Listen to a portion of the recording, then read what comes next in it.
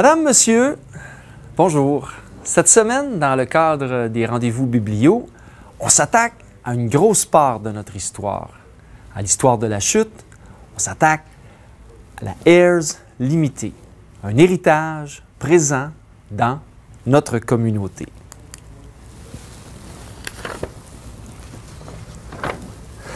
Cette histoire commence à l'endroit qu'on appelait la Grosse Chute, dans ce village de près de 600 âmes qui vient tout juste de remporter la loterie du chemin de fer. Nous sommes en 1876, à La Chute. Thomas Henry Ayres et Félix Hamelin achètent 3 lots de terre à La Chute Mills, 20 acres en tout de chaque côté de la rivière du Nord. Et c'est aux abords de cette rivière du Nord qu'ils construiront en 1878 une filature, puis à travers la Grosse Chute, une chaussée, un barrage, marquant à jamais de son empreinte l'histoire de cette communauté. Dès juillet 1879, un générateur alimenté par le pouvoir hydroélectrique fournit les premières lumières électriques sur le site de la filature. Ce sont les premières lueurs jaunâtres qui illuminent la nuit noire de La Chute Mills.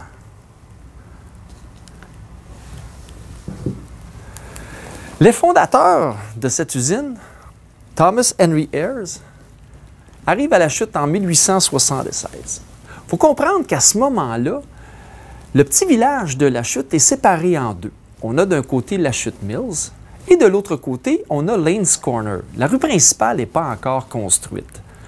On se bat depuis quelques années à savoir où est-ce que le chemin de fer va passer. La Compagnie du Canadien Pacifique n'existe pas. C'est la compagnie du Québec-Montréal-Ottawa Occidental qui est en charge de la construction du tronçon de chemin de fer. On s'est chicané entre Saint-André puis La Chute et finalement, c'est La Chute qui a remporté la loterie du chemin de fer. Ça a fait tout un changement pour notre village. Thomas Henry Ayres, accompagné de Félix Hamelin, arrive à La Chute au printemps 1876, puis là, il commence à faire une évaluation du potentiel hydraulique, plus hydraulique qu'hydroélectrique à ce moment-là, de la rivière du Nord. À savoir, est-ce qu'on a assez de pouvoir d'eau pour faire tourner des machines? Parce qu'eux, ils ont déjà une filature installée à Hawkesbury. Ils se rendent bien compte qu'avec la Grosse Chute, Thomas Henry est accompagné de sa femme Olive Paquette, ils se rendent compte, les trois, que la Grosse Chute a énormément de pouvoir d'eau. Par la suite est arrivé un autre industriel dans le coin, J.C. Wilson, qui lui voulait construire une papetière sur la rivière. Et on verra, à un moment donné au cours de notre histoire, comment les deux ont fait affaire ensemble. Olive Paquette se trouve être l'inventrice du feutre de séchage de laine sans fin. C'est un feutre de séchage à papier qui est sans fin. Ils étaient très ingénieux, ces gens-là. Ils n'avaient pas beaucoup d'éducation. Mais ils savaient comment travailler le matériel qu'ils utilisaient principalement, la laine, comment filer la laine, comment l'utiliser aussi pour faire toutes sortes de choses. Entre autres, des couvertures et des feutres de séchage. Il faut comprendre que l'histoire de la Ayres, c'est aussi une histoire de famille. Donc, de la première génération est arrivée la deuxième, la seconde, les 3 enfants, les 3 fils. John Thomas, qu'on surnommait Jack Ayres. Ensuite de ça, William Henry Ayres. Et finalement, Ernest Francis Ayres. Un jeune bébé du nom de Félix Hamelin Ayres est décédé après 2 ans d'existence. Ce sont ces 3 fils-là qui ont vraiment propulsé la compagnie Ayres dans le grand monde industriel du 20e siècle. 3e génération de dirigeants de la famille Ayres au sein de la compagnie, Gilbert Ernest Ayres, est celui qui a vraiment propulsé la compagnie Ayres dans le grand monde international. Et c'est lui qui aussi a laissé la plus grande marque au sein de notre communauté ici à La Chute. La 4e génération, son fils, Ernest, Ernie Ayres, qu'on appelait communément, a gardé la compagnie entre ses mains jusqu'en 2017, alors qu'il est décédé. Cette histoire de famille commence ici à La Chute Mills, dans un petit territoire là, qui n'est pas tellement développé autour de la rivière du Nord. On peut voir là, sur la photo ici, les terres qui sont sur le côté, sur la rive ouest de la rivière du Nord. Ce sont toutes ces terres-là que la famille Ayres a achetées, que Thomas Henry a achetées avec sa femme, Olive Paquette, et son associé, Félix Hamelin.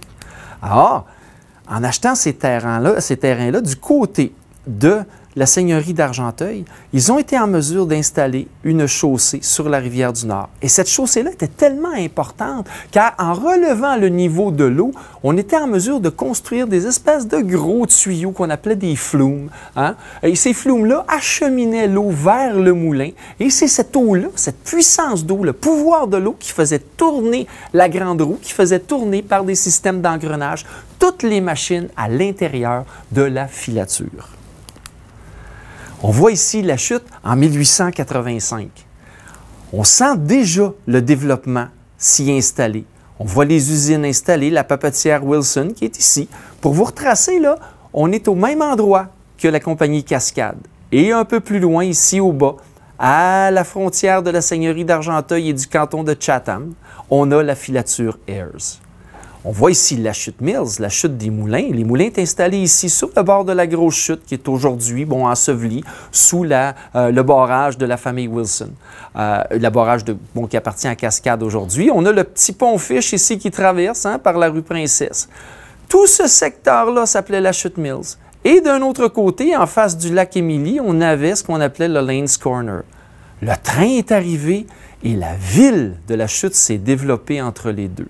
Comme une petite ville champignon, pareil comme dans les films de Lucky Luke. Hein, on voyait les devantures, les façades de ces bâtisses-là se lever rapidement. En l'espace de 6 ans, la population a doublé. En l'espace de 10 ans, la population a triplé dans le petit village de la Chute. La Chute venait de connaître sa grande révolution industrielle.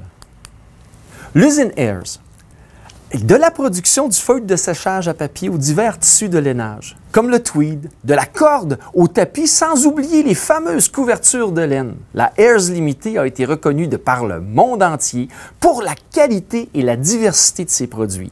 La filature a produit des centaines de milliers de couvertures pour les besoins militaires pendant la Seconde Guerre mondiale. On parle de ces couvertures qui étaient grises avec 2 lignes noires, ou encore des couvertures qui étaient rouges avec les 2 lignes noires. La compagnie, en 1940, tisse plus de 325 000 verges de lainage kaki et bleu marin pour la fabrication des vêtements des soldats des troupes et des aviateurs de la Force de l'air canadienne. Et encore aujourd'hui, ces couvertures-là de la Ayers Limited sont estimées et reconnues pour la grande qualité d'origine qui en fait encore aujourd'hui leur notoriété. Cette petite filature-là s'appelait Hamlin Ayers. Elles commencent leurs travaux autour de 1880. On voit ici, là, sur cette image-là, un transfer ledger. Okay? C'est comme une espèce de livre de compte qu'on avait à l'époque. Et c'est le numéro 1, donc le premier que la compagnie a ouvert. Et c'est là-dedans qu'on tenait les registres des payes. On savait exactement comment les gens gagnaient à ce moment-là. Pour vous donner un exemple, dans les premiers temps de la Ayers, les gens gagnaient autour de 10 sous par jour. En 1930, on gagnait tout près de 10 sous de l'heure. Alors, les salaires avaient beaucoup augmenté sur une période d'à peu près 50 ans. Hamlin Ayers, on voit ici les employés autour de 1890. Ils sont une trentaine. De 30 employés, ils sont passés à 80 en l'espace de 10 ans. De 80, ils sont devenus 120, ils sont devenus 420. Et au tournant de la Deuxième Guerre mondiale, on avait tout près de 850 personnes qui travaillaient directement dans la filature. Alors ces gens-là faisaient des chiffres. On avait les chiffres de 8 heures, puis pendant la Deuxième Guerre mondiale, on est tombé sur les chiffres de 12 heures. Le salaire moyen, à ce moment-là, tournait autour de 30 cents à 40 cents de l'heure. C'est juste dans les années 50 qu'on a été capable de gagner un peu plus et faire des salaires qui nous avoisinaient les 40 $ par semaine à 55 $ par semaine. Les employés chez Ayers, en 1890, on voit principalement des hommes, mais comme on voyait sur la dernière photo, des femmes et des enfants aussi travaillaient chez Ayers. C'était tout à fait normal d'avoir autant de femmes qui travaillent que d'hommes dans les usines de production de textiles. C'était des fois des travaux qui étaient durs, mais il y avait des travaux qui demandaient certaines minuties. Et comme on sait, le travail des enfants a arrêté après la Première Guerre mondiale. Alors, c'était normal que les enfants commençaient à l'usine autour de 12 ou 14 ans au 19e siècle. Et comme on voit sur cette photo ici, on voit quantité de dames qui travaillaient à l'usine à ce moment-là, autour de 1890. La filature Ayers, en 1905, occupe une grosse partie de la rivière. On voit ici, sur cette peinture couleur, les magnifiques bâtiments qui ont été construits par des charpentiers, par des maçons, des gens qui avaient une expertise. Hein. Vous savez, à ce moment-là, travailler dans la construction, c'était une question d'artisan. Hein. On avait nos apprentis et il y avait l'artisan qui était là, qui faisait la construction. Le code des ingénieurs appartenait beaucoup plus à ces gens-là qui étaient artisans de la construction que du côté de l'ingénierie. C'était magnifique. En 1919, on procède à des agrandissements, on change les barrages. On arrive aussi à une production qui est plus hydroélectrique que hydraulique. Donc, ce n'est plus le pouvoir de l'eau qui fait tourner les machines, mais le pouvoir de l'eau fait tourner les turbines qui fabriquent l'électricité, cette électricité-là, va faire tourner les machines. Alors, en rafale, on voit toutes les parties de construction, ces travailleurs-là qui ont bâti ces bâtiments-là, qui sont encore présents aujourd'hui sur le site de l'usine. La plupart, je vous dirais, parce que quant à celui-là, qui se trouvait être au milieu du site, il a passé au feu en 2002. On voit ici tout le travail de maçonnerie là, sur chacune. Ça fait du patrimoine industriel Ayers quelque chose de particulier. C'est unique au Québec. On ne voit pas ça ailleurs. La plupart des industries étaient soit construites en briques rouges. Chez Ayers, on avait choisi de la pierre parce qu'on se disait que la pierre allait durer beaucoup plus longtemps. Alors, le train rentrait directement dans la compagnie pour acheminer, transporter les produits de lainage vers l'extérieur, mais surtout la laine qui nous arrivait là, des pays aussi loin que la Nouvelle-Zélande, l'Argentine, l'Australie et tout ça. Et on voit comment, à travers cette photo-là, tout le fameux romantisme de la rivière, hein, du barrage, de l'usine et tout ça, c'était de toute beauté. Le plan était immense, il occupait plusieurs acres de terrain. Pour ceux qui sont plus vieux vont se rappeler du réservoir à eau qui était ici en plein milieu là, de l'usine. Ayers était quand même très bien positionné là, au niveau économique. Alors, ils ont eu la chance d'avoir un des premiers avions qui a circulé autour de la ville de La Chute en prenant des images, des photographies et aussi en filmant au-dessus des airs, la ville de La Chute, la filature Ayers, la rivière du Nord et tout ça. C'est pour ça qu'on a ces photos-là qui sont vraiment magnifiques et j'en profiterai de l'occasion pour dire un immense merci à la famille Ayers là, qui nous a permis d'utiliser ces photos-là, autant dans un documentaire qu'on a préparé en 2011 avec la TVC d'Argenteuil, que d'utiliser dans le cadre d'expositions au Musée régional d'Argenteuil à Carillon. Et là, ici, on a l'usine en 1950. On est vraiment dans l'apogée à ce moment-là de l'usine. On a autour de 850 travailleurs là, qui font des chiffres à ce moment-là à l'usine. Alors, le principal produit de ce temps-là, de 1950, c'est évidemment le feutre de séchage de papier.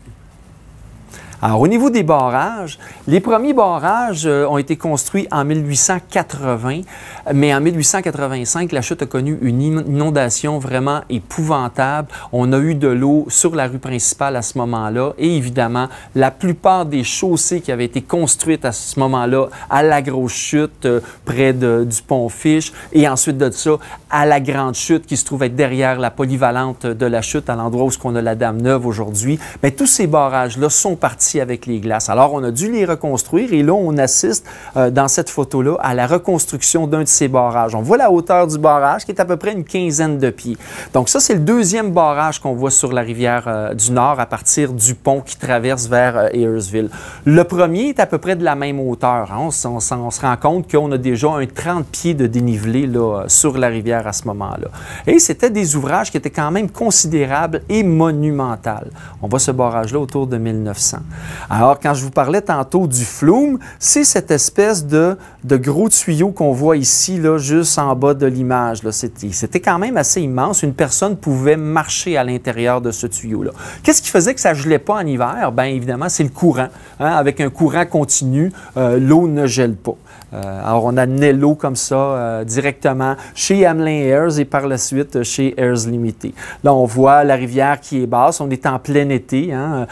Probablement que la petite bâtisse ici, c'est le générateur électrique qui est à l'intérieur de ça, qui produit la petite électricité qu'on achemine directement pour faire donner des lumières à la filature. Sur la rivière aussi, on a eu des filatures, mais on a aussi des moulins à pulpe de papier. Se rendre compte, il faut se rappeler qu'à la fin du 19e siècle, on commence à fabriquer du papier à partir de la pulpe de papier. Donc, c'est le bois qui va servir à fabriquer le papier et non plus le chiffon, comme ça se faisait au début du 19e siècle, alors qu'on avait un moulin à papier à Saint-André. Ce moulin-là, était utilisé, on fabriquait du papier à partir du chiffon. Alors, la chute Pulp Mill appartenait à Airs Limited à ce moment-là. Il était beaucoup plus bas sur la rivière. On peut considérer qu'il était à peu près à la hauteur de la polyvalente Lavigne.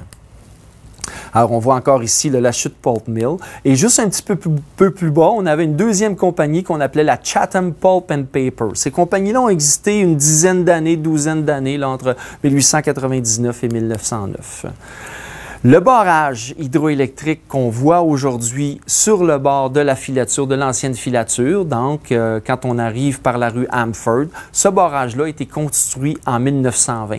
J'ai eu la chance et l'occasion d'aller voir à l'intérieur de ce barrage-là et la machinerie est exactement ou pratiquement la même que celle qu'ils ont installée il y a 100 ans d'aujourd'hui. Alors, c'était des produits qui étaient de qualité. Chose certaine, du côté de la compagnie Airs, on ne lésinait jamais sur la qualité. On voulait produire on avait un produit de qualité, donc on avait des machines de qualité. Et plus bas sur la rivière, une dizaine d'années plus tard, on construit ce qu'on connaît aujourd'hui et qu'on appelle affectueusement le barrage de la Dame-Neuve. Ce barrage-là a été construit en 1928-1929 et c'est quand même assez rigolo parce que le toponyme Dame, qui veut dire barrage, on devrait plutôt appeler ça le nouveau barrage. Mais ça porte à confusion parce que, dans notre histoire toponymique, comme on a vu dans un épisode ultérieur, on a mis un « E » au mot « Dame », comme si c'était la nouvelle madame de Monsieur Airs, mais « Dame » veut dire « barrage ». Alors, c'est de toute beauté. On voit le type architectural. On s'est inspiré de choses qui se faisaient du côté de l'Europe. On a fait venir des ingénieurs de l'Europe pour pouvoir construire ce type de barrage-là. C'est absolument magnifique. Bon, il est certain qu'aujourd'hui, le barrage a de l'âge, hein, il y a pratiquement 90 ans, il y a un peu plus que 90 ans, mais à ce moment-là, on a levé le barrage sur 45 pieds de haut, donc on est autour du 12-13 mètres de haut, et le coût total pour la construction de ce barrage-là avoisinait le 530 000 $. Je vous ai mis cette image-là parce que je voulais vous parler un petit peu du feu de 2001. Tantôt, j'ai mentionné 2002, je me suis comme un petit peu trompé dans les années. En février 2002, alors que la compagnie Cascade occupe les locaux de tous ces bâtiments-là centraux sur le site de l'usine Airs, il y a eu un immense feu et on a dû démolir une grande partie de ce patrimoine-là. Il faut comprendre que ce bâtiment-là, même s'il a des allures extérieures en pierre, tous les ouvrages, les planchers, les murs à l'intérieur étaient en bois. Donc, avec la quantité de papier qu'il pouvait y avoir, de papier toilette qu'on avait à l'intérieur et de papier essuie-tout, ça a flambé. Ce feu-là, on en a parlé un peu partout dans la province. C'est comme si ce géant-là qu'on avait entre les mains, cette compagnie-là qui avait été en opération pendant près de 100 années. Cette compagnie-là qui avait fait vivre des générations de la Chutois, qui était à l'agonie depuis quelques années, là, rendait à ce moment-là son dernier souffle avec cet immense feu de joie, si on peut dire. Au niveau de la production, Airs Limited, comme je l'ai mentionné un peu plus tôt, a produit au départ des produits de lainage, comme pour fabriquer des vêtements. On appelait ça le tweed à ce moment-là.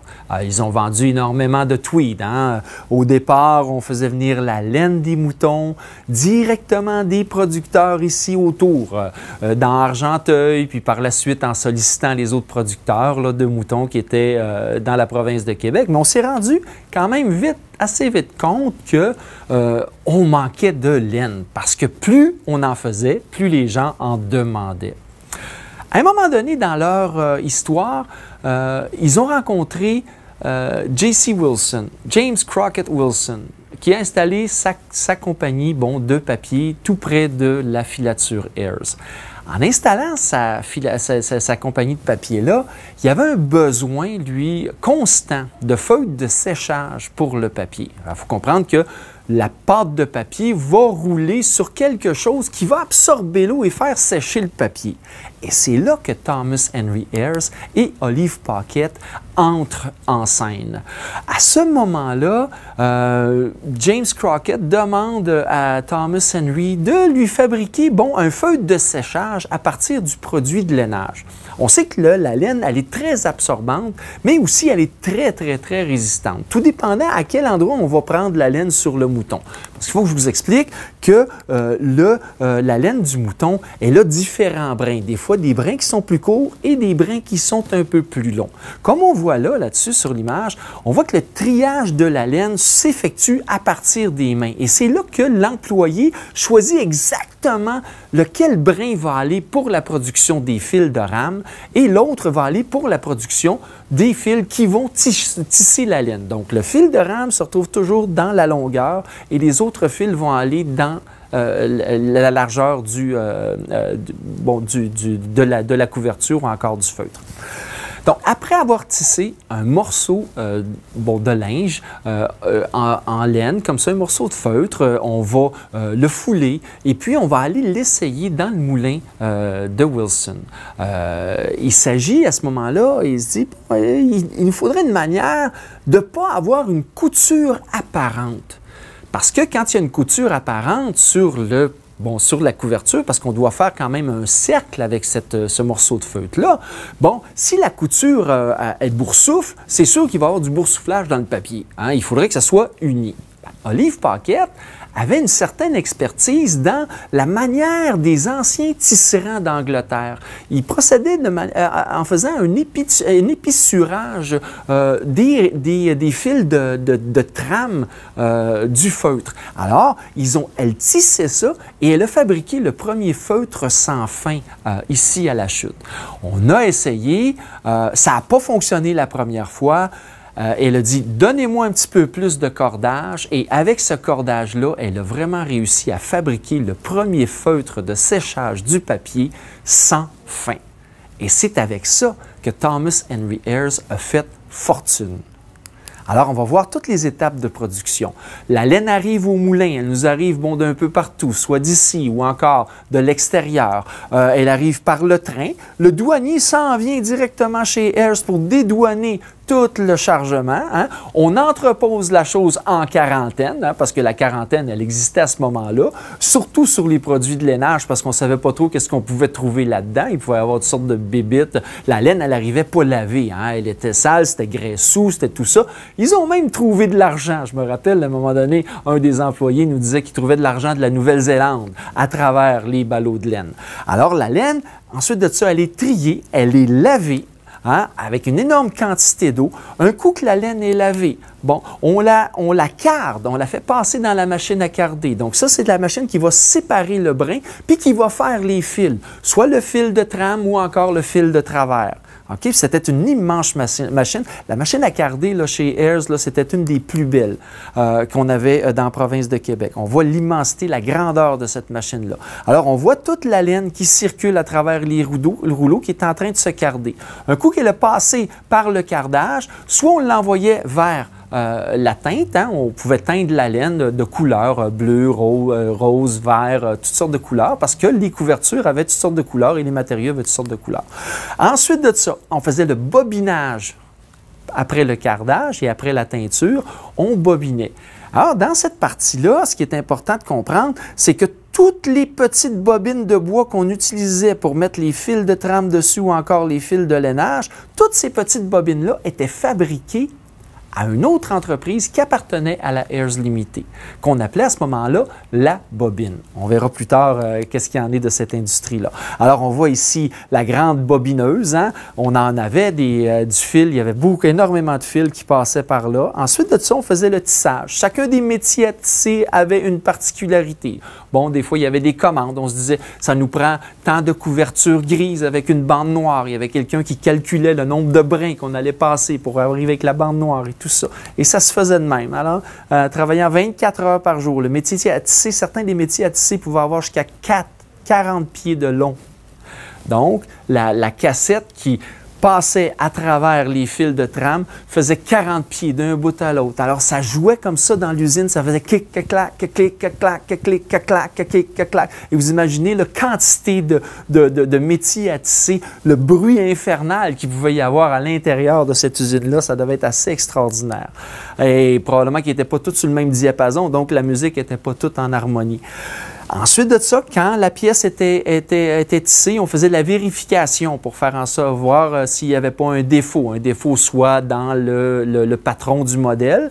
Et certaines des dames qui travaillaient dans ce secteur-là avaient développé une façon assez rapidos de changer ou de modifier, tout dépendant ce qu'il y avait comme problématique à l'intérieur, soit du feutre ou encore des couvertures qu'on avait tissées.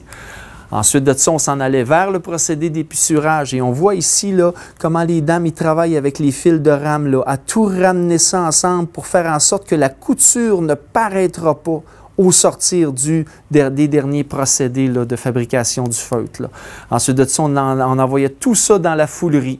Alors, c'était comme quand vous prenez un de vos beaux chandails de laine, ou messieurs, quand vous faites le lavage, là, puis vous prenez le chandail de laine de votre blonde ou de votre femme, là, puis vous le mettez dans la sécheuse, là, la laine, elle va fouler, là, c'est la même chose. C'est le même procédé qui arrivait.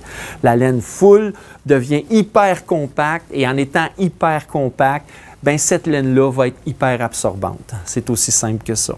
Alors, du séchage, on s'en vient vers le pliage. Par la suite, on va étirer ce qui a été séché, foulé et plié. On va l'étirer pour qu'il prenne là, vraiment là, du corps pour par la suite être utilisé, parce que là, c'est ici, là-dessus, là, que va venir se déposer la pâte de papier. Hein? Alors, ça va comme ça. Et certains de ces machines-là là, étaient immenses. Là. On disait des fois, là, dans les derniers temps, en 1970, là, que ça pouvait prendre jusqu'à 1 mois pour tisser cette pièce-là ici. Là. 1 mois de travail dans l'usine pour arriver à faire cette pièce-là. Alors ça s'en allait dans des grosses papetières un peu partout dans le monde, là, en Allemagne, au Brésil, aux États-Unis et tout ça. On avait le napping, qui veut dire, on est en train de plier les choses. C'est un autre procédé. Juste avant l'empaquetage, bon, là, on a l'empaquetage des couvertures, on avait l'empaquetage aussi des gros feutres de séchage. Et par la suite, ça partait soit sur le train, soit par camion vers les différents clients. Quand je vous ai parlé de la bobine, elle s'est installée pas sur le bord de la rivière. On l'a installé parce qu'à ce moment-là, quand on l'a construit pour faire tous les travaux manuels de bois, on l'a installé sur le bord de la rue principale, aux abords près du train, juste à côté de la voie ferrée. Et les bâtiments sont encore aujourd'hui, là, la famille McHewitt était anciennement les propriétaires. Et là, je pense qu'il y a une nouvelle usine là, qui est rendue là aujourd'hui là, dans ces bâtiments-là. Et ça, c'était évidemment les premiers bâtiments-là parce que ces bâtiments-là n'existent plus aujourd'hui. Alors, on va voir un petit peu de quoi ça avait de l'air dans les années 50. C'était immense. Hein? Regardez là, ici, là, on a le chemin de fer qui passe ici, on a la rue Amford qui est ici, puis on a la rue qui s'en va à Aéroparc là, vers l'aéroport de la Chute. Alors, c'était tout ce secteur-là là, qui était occupé par la Dominion Shuttle Company. Shuttle qui veut dire cassette, donc les cassettes qui passaient à travers les fils de rame là, dans les métiers à tisser. Alors les gens, là, chez Dominion Shuttle, fabriquaient tous les produits nécessaires pour la compagnie, pour la filature, mais ils ont fabriqué aussi pendant la Deuxième Guerre mondiale et un peu avant, du venir, hein, qu'on appelait, c'est une espèce de petit plywood là, petit plywood venir, très, très, très mince, hein, avec du bois là, qui était coupé ici dans le coin. Alors, on voit le procédé là, de tout ça, on en voit ce que ça a de l'air. Et voyez-vous, là, ce petit venir-là, ici, là, quand il était tout assemblé ensemble, là, il était hyper léger. Puis, pendant la Deuxième Guerre mondiale, la Ayers Limited et la Dominion Shuttle là, ont fabriqué là, ce venir-là pour construire quelque chose d'assez particulier, vous allez voir. Un avion, un bomber, un avion qui lâchait des bombes. Alors, ce Mosquito-là, ici, était fabriqué avec le plywood de la Ayers. Il a l'air d'un avion tout en métal, mais c'était un avion qui était hyper léger. Il n'y avait aucune mitraillette à l'intérieur de ça, ça servait juste à laisser tomber des bombes. Alors, de 1941 à 1944, 90% de la quantité totale du plaquage de cet avion-là a été fournie par la Dominion Shuttle et la Ayers Limited. Ça fait en sorte là, que Ayers, en fabriquant des couvertures, en fabriquant du matériel pour les vêtements de l'armée canadienne, en fabriquant le plywood pour les avions, a fait un effort de guerre assez considérable au point où le gouvernement canadien et le Commonwealth britannique a reconnu cet effort de guerre-là en leur donnant une médaille pour effort de guerre. Au sortir de la guerre, une grève éclate à Ayers en avril 1947. Menée de front par les dirigeants de la Fédération internationale des ouvriers unis du textile d'Amérique, ainsi que les syndicalistes Madeleine Parent et Kent Rawley, dans la lignée des grandes manifestations ouvrières de la Dominion Textile à Valleyfield et à Montréal, ces grèves visent l'amélioration des conditions de travail et des salaires dans le secteur manufacturier du textile. Au sortir de la grève, la compagnie met tout en œuvre pour retisser les liens avec les travailleurs et la population. On assiste à une véritable réconciliation familiale entre la Ayers et les citoyens de la chute. Le quartier Ayersville se développe grâce à l'implication de la compagnie et devient le reflet de la ville ouvrière. De la construction de la piscine Ayers, des activités sportives à la foire agricole, du club de golf au pique-nique familial annuel, Ayers Limited investira dans la communauté pour la communauté. Et c'est cet héritage pour la communauté que nous allons observer plus en détail.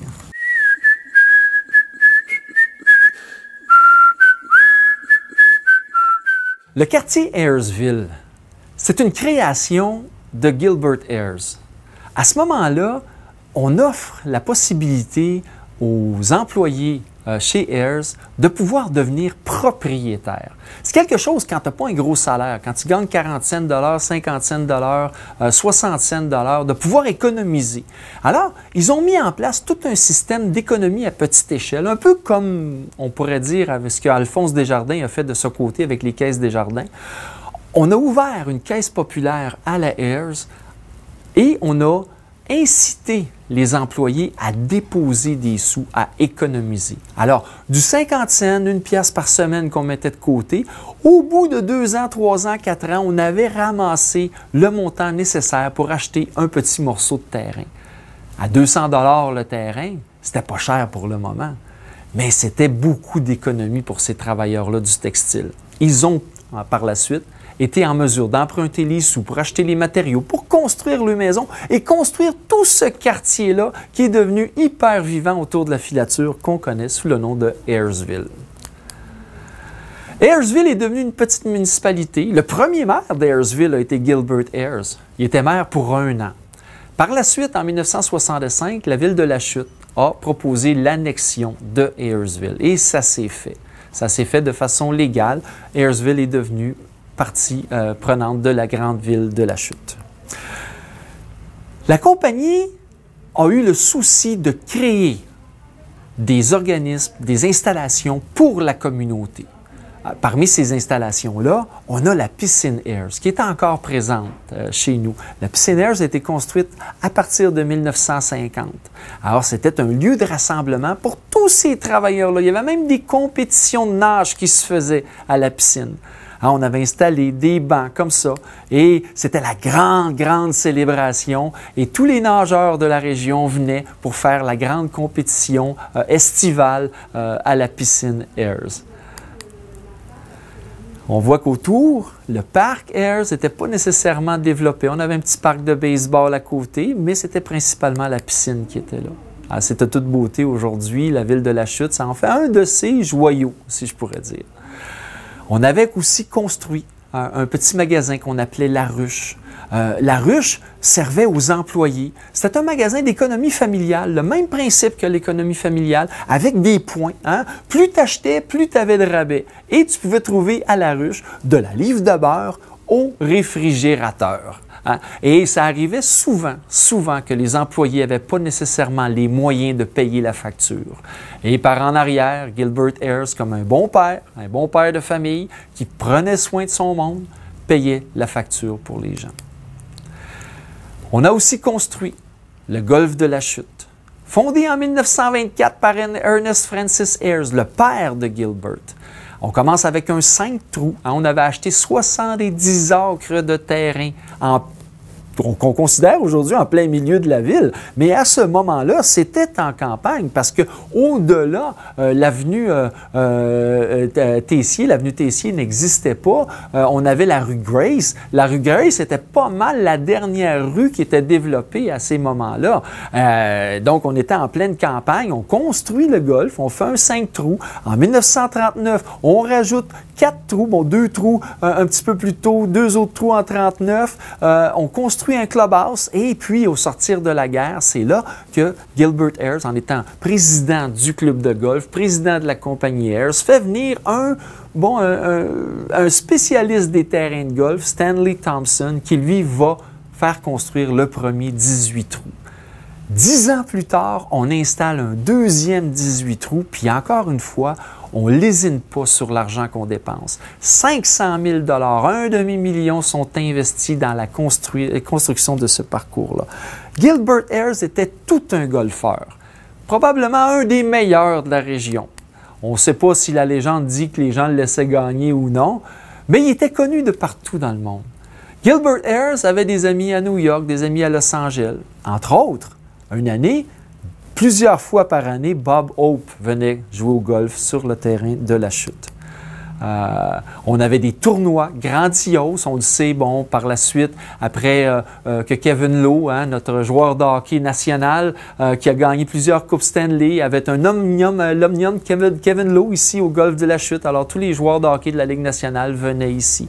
Mais on a même eu des joueurs vraiment exceptionnels comme Arnold Palmer qui est venu ici. Hein?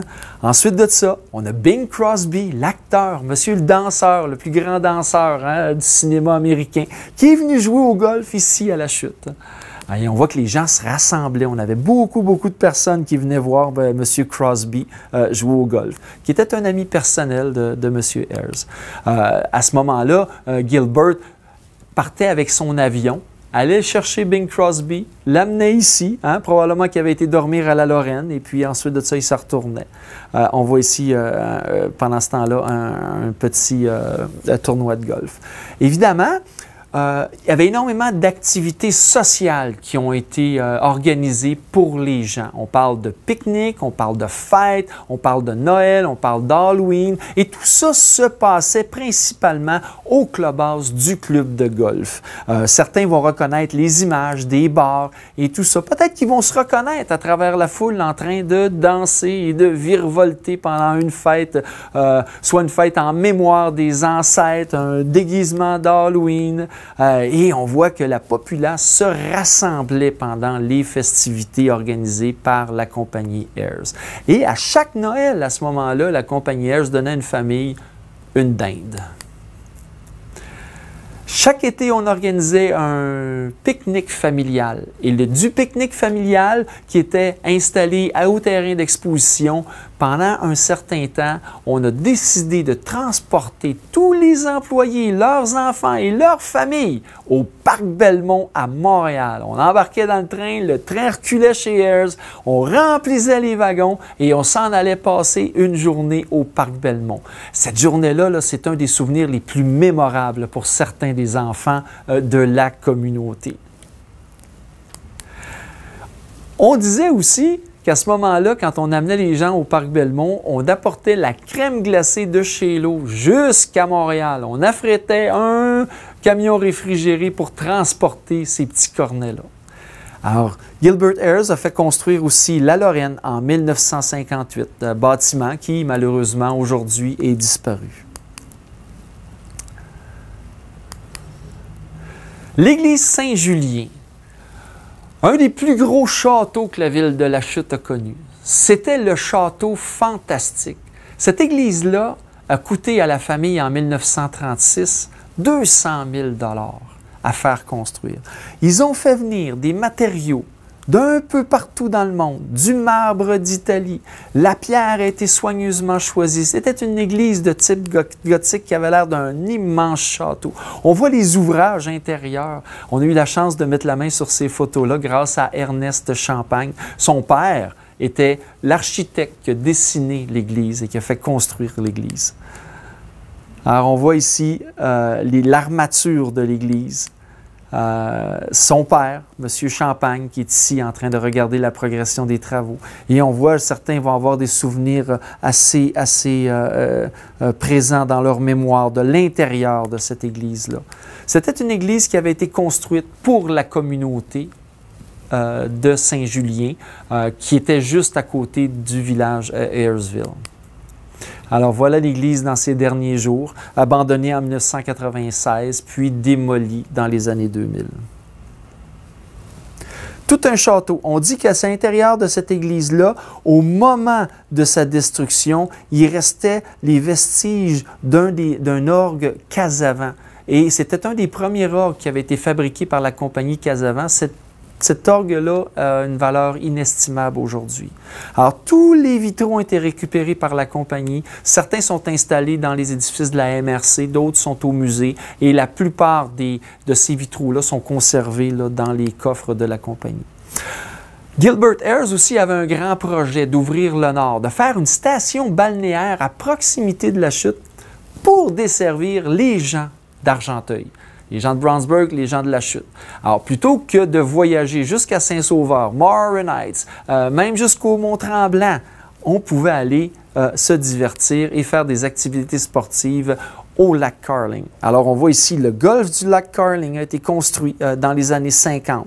Ici, on a Bing Crosby qui est allé jusqu'au lac Carling sur le bord de l'hôtel.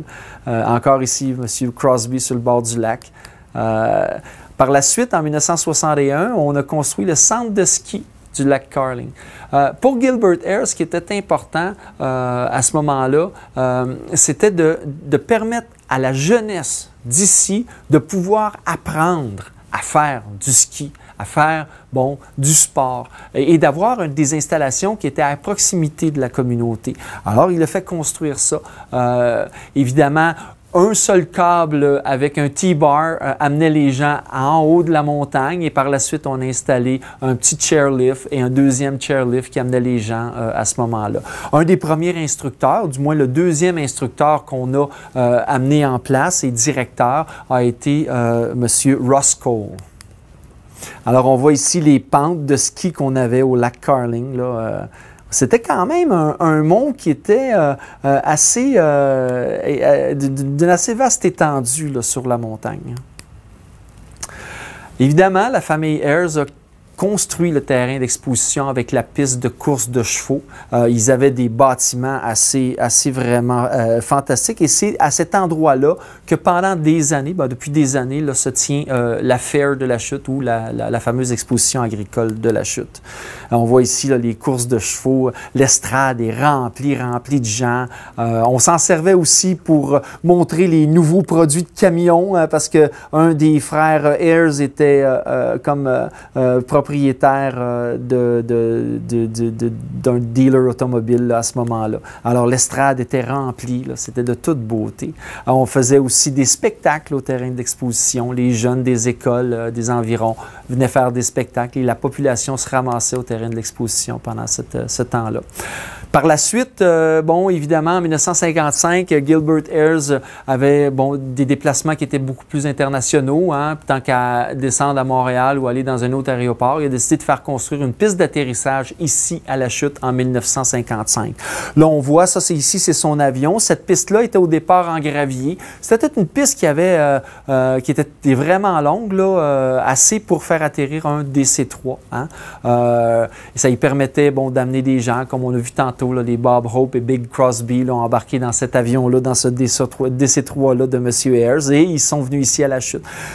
Chose curieuse, c'est que cette piste d'atterrissage-là, en 1955, n'était pas un aéroport. C'est devenu un aéroport en 1956, et à ce moment-là, cet aéroport-là est devenu un aéroport international. Et encore aujourd'hui, l'aéroport de la Chute est considéré comme un aéroport international. Donc, on peut venir de l'extérieur du pays pour atterrir ici.